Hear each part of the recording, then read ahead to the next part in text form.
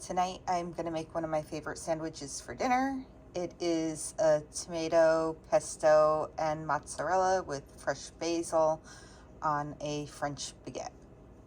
And you could use any kind of bread that you want for this, but I like French baguette. I'll begin by first adding in my tomato and then covering that with some mozzarella cheese. And this is freshly sliced.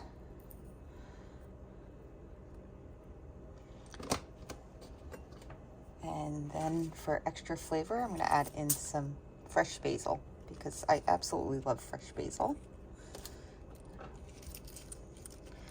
And I did take the stems off of these.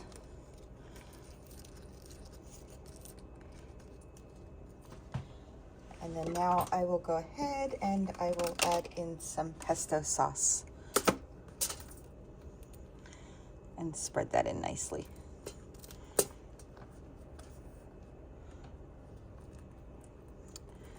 Okay, now that I have that all together, I'm going to go ahead and wrap it in my foil and then stick it in the toaster oven for about 15 to 20 minutes on 350 degrees.